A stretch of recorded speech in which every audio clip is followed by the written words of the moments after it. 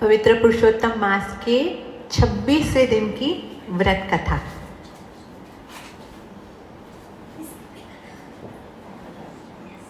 ये ना एक सुथार की कथा है।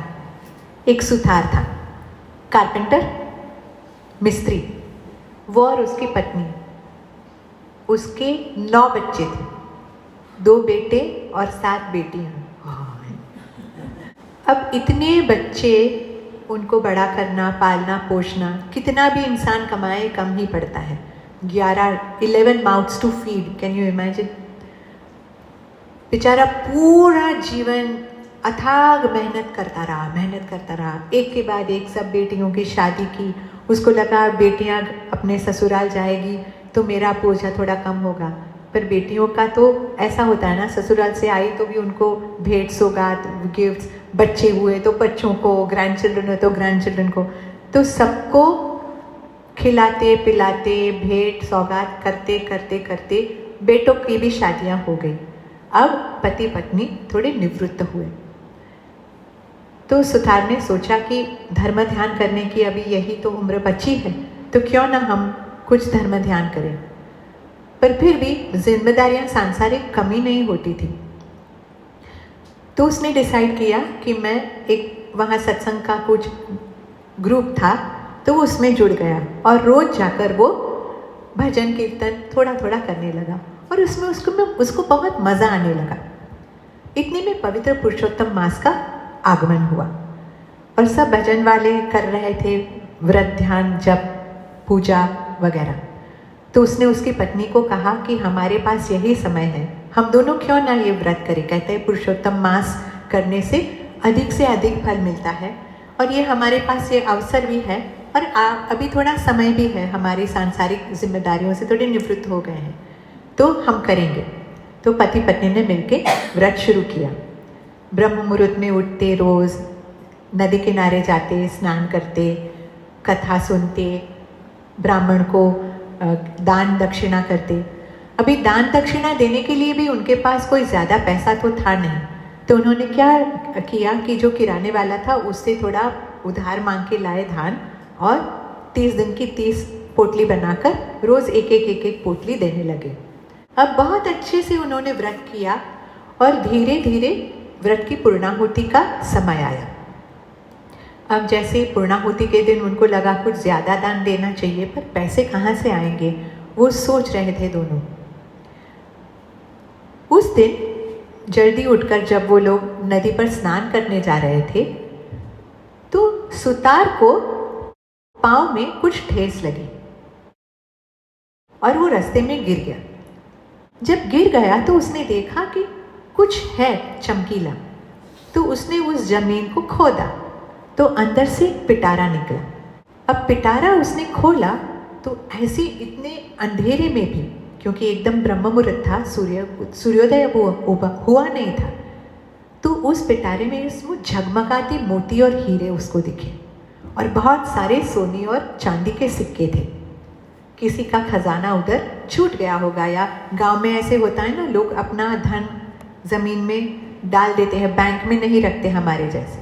तो उसको लगा हे भगवान, पुरुषोत्तम प्रभु मुझ पे शायद प्रसन्न हो गए और मुझको इतनी बड़ी भेंट दी। वो बहुत खुश हो गया। वो पटारा अपने वस्त्रों के अंदर डालने ही वाला था, तब उसको अपने गुरुजी की, मतलब जो सत्संग इतने दिन उसने सुने थे, वो सत्संग की बात उसको याद आई। वैष्णव तो तेने कहिए पीड़ पराई जाने रे, पर धन नव झाले हाथ रे। अब किसी और का धन मैं कैसे लूं, ये बात उसके मन में घर कर गई और उसने सोचा कि मैंने ये कमाया नहीं है, ये किसी और का है, मेरे भाग्य से शायद मेरे हाथ लग गया है, पर ये मेरा धन है नहीं, किसी और का है, तो मुझे इसको छूने का अधिकार नहीं है। अगर भगवान को मुझे देना होता तो मेरे घर में आके देते ना, ऐसे रास्ते में ठोकर लग के किसी और के भाग्य का धन मेरे हाथ क्यों लगा। तो ऐसा सोचकर उसने वो धन जहाँ मिला था उसी जगह मिट्टी से कवर करके छुपा दिया। अब वो गया, नदी पे स्नान किया, उसका ध्यान किया, धूप दीप अर्चन व्रत दान करके वो घर आया। घर आके उसने अपनी बीवी से बात की, पता है आज क्या हुआ? मुझे ना धन भरा एक चरु मिला और इसमें सोने के छिक्के थे, चांदी के सिक्के थे, मोती हीरे जेवर सब कुछ था। पत्नी बोली, कहाँ है? अपना थोड़ा था, जिसके भाग्य था वो लेके जाएगा, मेरी कमाई का नहीं था, इसलिए मैंने जहां मिला वहां डाल दिया।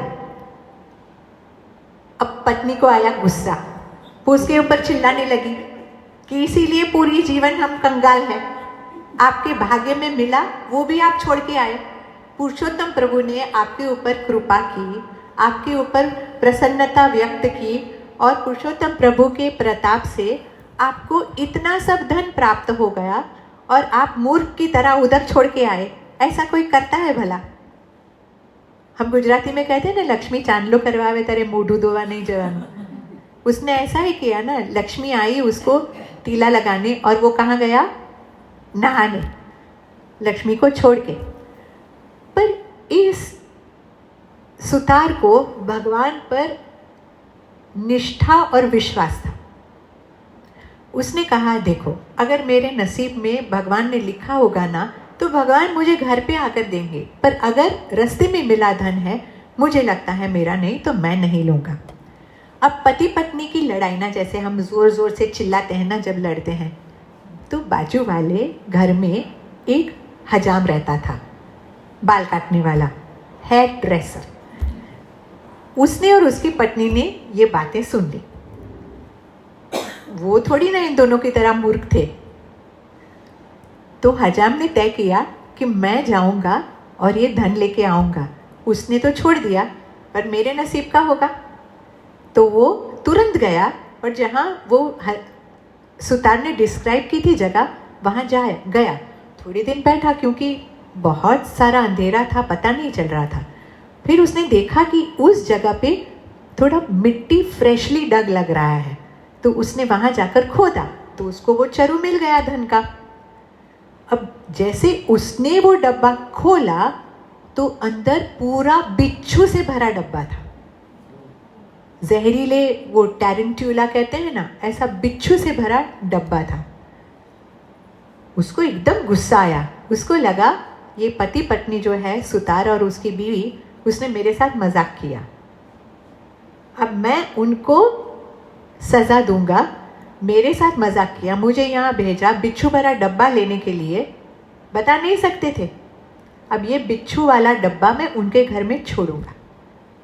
तो उसने और उसकी पत्नी ने क्या किया, वहाँ जैसे वो छपरे होते हैं ना, स्लोपिंग रूफ जैसा, मैंगलोर टाइल्स, तो दोनों पति पत्नी रात को ऊपर चढ़े और बिच्छू वाला डब्बा उन्होंने खोलकर ऊंधा कर दिया, उल्टा कर दिया। रात को जब सुतार और उसकी बीवी सोने जा रहे थे तो ऊपर से बिच्छू की जगह क्या गिरा? मोती, हीरा, सोने और चांदी के सिक्के। क्योंकि सुतार को दृढ़ विश्वास था कि यदि भगवान के प्रति मेरी निष्ठा अड़ग है, मेरी सेवा में कोई खोट नहीं है और मैंने पूरे दिल से मन से भगवान की पूजा की है, तो भगवान मुझ पे प्रसन्न होकर मुझे मेरे घर में ही आकर धन वर्षा करेंगे। और उसकी श्रद्धा सफल हुई और भगवान ने उसके छपरे से धन वर्षा की।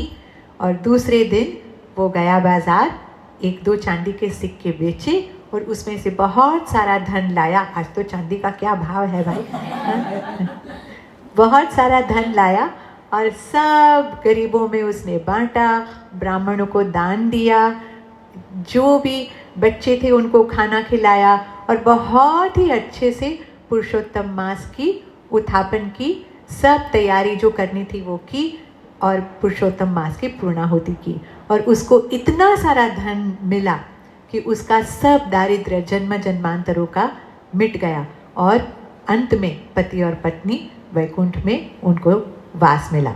ऐसे पुरुषोत्तम प्रभु जैसे इस सुतार के ऊपर प्रसन्न हुए, अगर हमारी निष्ठा सही हुई, अगर हमारी श्रद्धा अड़ग हुई और हम अगर सच्चे मन से भगवान की प्रार्थना करते हैं तो हमारे जीवन की सब आदि व्याधि उपाधि जो भी होती है, हमें भगवान को बताने की भी ज़रूरत नहीं। भगवान हमारा सब दर्द का निवारण कर सकता है और करने में समर्थ भी है और ज़रूर करेगा। बोलो पुरुषोत्तम भगवान की जय।